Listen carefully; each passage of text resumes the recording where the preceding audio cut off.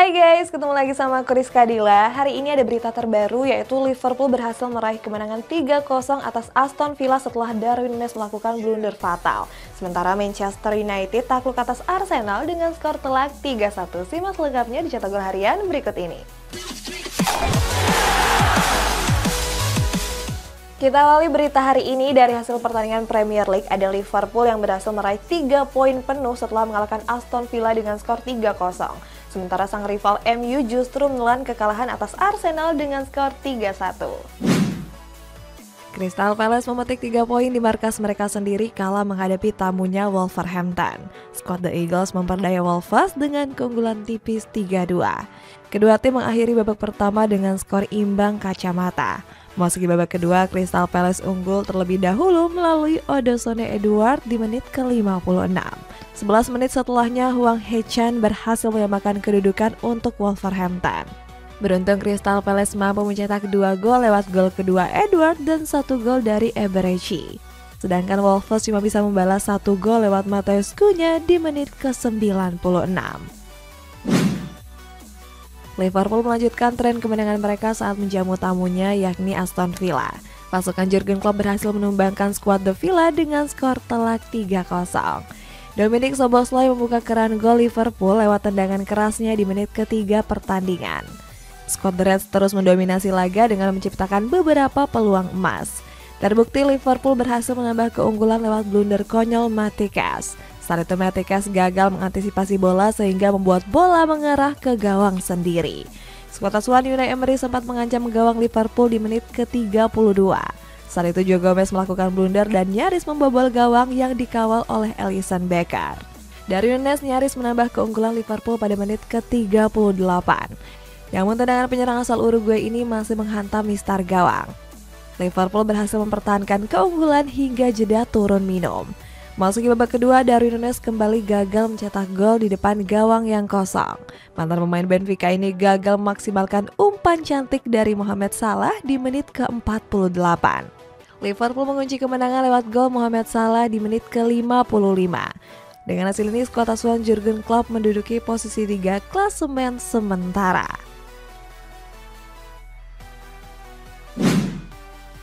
Arsenal meraih 3 poin penuh dalam laga big match menghadapi MU. Bermain di hadapan para pendukung, The Gunners mampu menang dengan skor 3-1. Sejak babak pertama dimulai, pasukan Mikel Arteta langsung tampil menekan. Terbukti The Gunners mendapat peluang emas melalui Kai Havertz pada menit ke-12 pertandingan. Sayangnya Havertz gagal mencetak gol setelah hanya bisa menendang angin di mulut gawang. Meskipun banyak mendapat peluang, MU justru unggul terlebih dahulu. Saat itu The Red Devil mampu memanfaatkan serangan balik cepat yang bisa dimanfaatkan oleh Marcus Rashford. Beruntung 1 menit berselang, Martin Odegaard mampu menyamakan kedudukan. Skor tersebut bertahan sampai wasit meniup peluit panjang pertama berakhir. Di babak kedua, The Gunners hampir mendapat hadiah penalti setelah Havertz dilanggar Aaron Wan-Bissaka. Beruntung wasit mengecek VAR dan menganulir keputusannya tersebut. Manchester United sebenarnya mampu mencetak gol di menit ke-88 pertandingan lewat Alejandro Garnacho.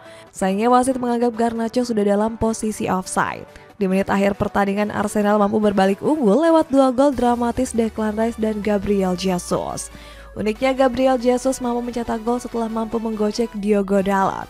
Hasil ini pun membuat Arsenal bertengger di peringkat 5 klasemen sementara. Sedangkan MU harus terlempar di peringkat ke-11 setelah hanya bisa mengemas 6 poin. Barcelona harus susah payah mendapatkan 3 poin setelah hanya bisa menang tipis atas Osasuna dengan skor 1-2. Jauh hasil pertandingan Serie A di mana Inter Milan mampu mengkudeta posisi AC Milan usai menang telak atas Fiorentina dengan skor 4-0. Barcelona harus berjuang keras untuk mencuri poin penuh di Stadion El Sadar. Skuad Blaugrana hanya bisa meraih kemenangan tipis atas Osasuna dengan skor 1-2. Barcelona mampu mencetak gol pertama mereka melalui Jules Koundé di penghujung babak pertama. Di babak kedua, Osasuna mampu menyamakan kedudukan lewat gol dari Ezequiel Avila. Skuad Los Rojillos harus kehilangan Alejandro Catena di menit ke-84 akibat menerima kartu merah. Saat itu Catena dihukum karena melanggar Robert Lewandowski di kotak penalti. Pemain Polandia itu berhasil menjalankan tugasnya dengan baik sebagai eksekutor. Raihan 3 poin ini membuat Blaugrana bertengger di posisi ketiga klasemen sementara La Liga. Inter Milan mendapatkan poin sempurna saat menjamu Fiorentina di Giuseppe Meazza Stadium. Dalam laga kali ini, skuad La Beneamata membabat habis dengan keunggulan telak 4-0. Keunggulan Inter Milan dibuka oleh Marcus Thuram lewat sundulan terukur di menit ke-23. Di babak kedua, Nerazzurri berhasil menambah skor lewat gol dari Lautaro Martinez di menit ke-53. Hakan Calhanoglu semakin memperlebar keunggulan Inter Milan lewat titik putih di menit ke-58. Pesta gol skuad asuhan Simone Inzaghi ditutup oleh brace dari Lautaro Martinez di menit ke-73. Hasil ini mampu mengkudeta posisi sang rival AC Milan di puncak klasemen sementara. Sedangkan kekalahan ini membuat posisi Fiorentina merosot dengan berada di peringkat 8 klasemen. Next, ada Juventus yang memetik kemenangan penting setelah menumbangkan Empoli dengan 2 gol tanpa balas. Sementara Paris Saint-Germain berhasil mencuri poin di markas Olympique Lyon usai menang telak dengan skor 1-4. Juventus berhasil mengamankan poin penuh saat bertandang ke markas Empoli. Skuad Nyonya Tua sukses menumbangkan sang tuan rumah dengan keunggulan 2 gol tanpa balas. Danilo membuka keunggulan Juventus lewat situasi kemelut di depan gawang Empoli. Skuad Nyonya Tua mampu mempertahankan keunggulan sampai babak pertama berakhir. Federico Chiesa mengunci kemenangan Juventus lewat aksi ciamiknya di menit ke-82. Uniknya Chiesa mencetak gol setelah berhasil mengecoh kiper Empoli yakni Edrit Berisha. Paris Saint-Germain meraih kemenangan telak dalam partai bertajuk Big Match di pekan keempat Ligue 1. Dalam laga tersebut, Les Parisiens menekuk Olympique Lyon dengan skor 1-4. PSG menutup babak pertama dengan keunggulan 0-4. 4 gol tersebut dilesakan lewat brace dari Kylian Mbappe, Achraf Hakimi, dan 1 gol dari Marco Asensio. Sementara Lyon hanya bisa mencetak 1 gol balasan lewat penalti dari Corentin Tolisso di menit ke-74. Tambahan 3 poin ini membuat PSG merangsek ke peringkat 2 klasemen sementara.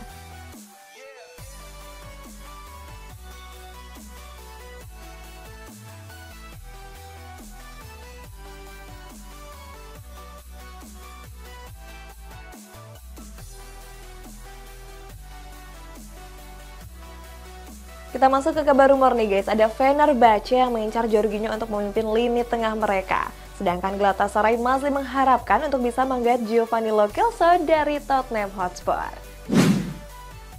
Fenerbahce rupanya masih belum puas dengan kedalaman skuad mereka di musim panas ini. Dilansir dari media Gol, klub raksasa Turki ini mengincar gelandang Arsenal yaitu Jorginho. Saat ini manajemen San Kanaryalar membutuhkan sosok gelandang untuk memimpin lini tengah mereka. Manajemen menilai Jorginho menjadi pemain yang ideal untuk mengisi posisi tersebut.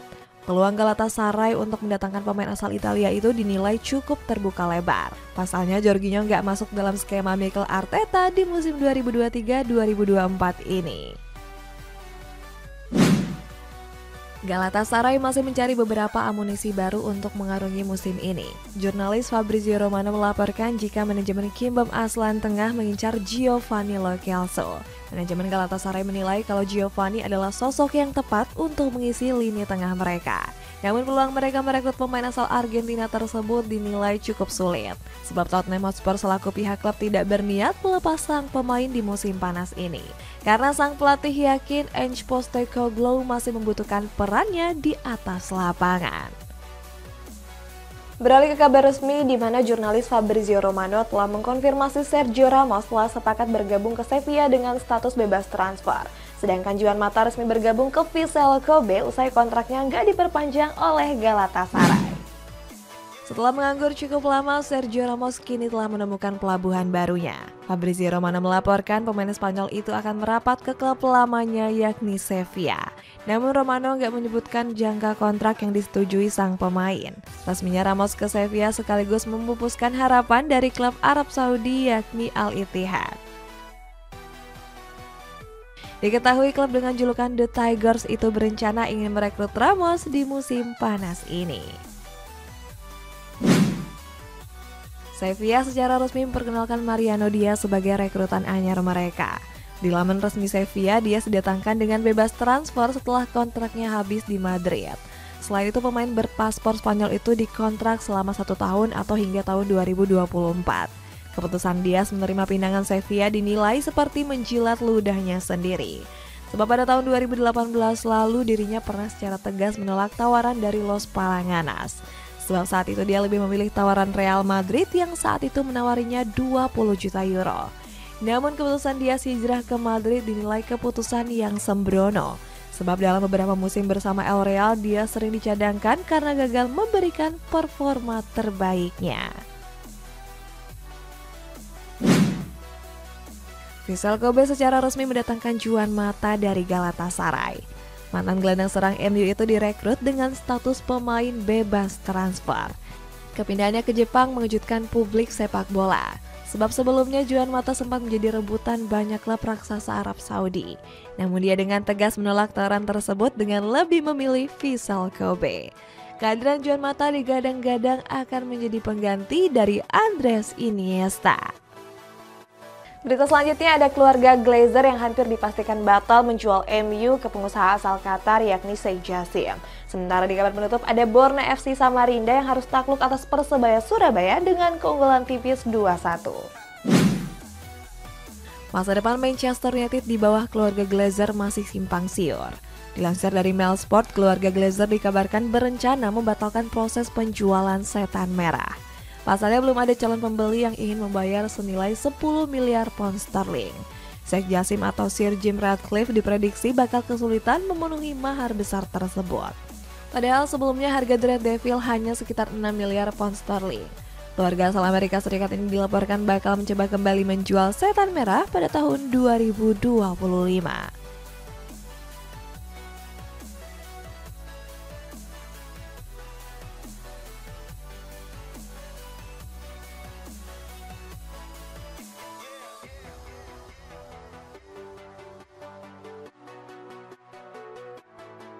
Borneo FC Samarinda gagal membawa 3 poin penuh saat lawatannya ke kota Surabaya.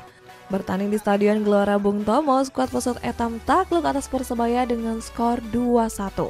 Kedua tim mengakhiri babak pertama dengan skor imbang 1-1. Masing-masing gol dilesakan melalui Bruno Moreira dan gol bunuh diri dari Yohanes Kandaimo. Memasuki babak kedua, Persebaya mampu mencetak gol kemenangan lewat Ze Valente di menit ke-72.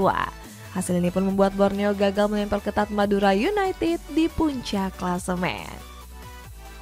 Guys, kita masuk ke baca komentar. Ini dari Novnov622. Keren sih Chelsea nggak kena bantai sama Nottingham Forest. Gimana nih menurut kalian guys? Kira-kira Chelsea bisa nggak kembali ke performanya musim lalu? Komen di bawah ya. Sampai jumpa.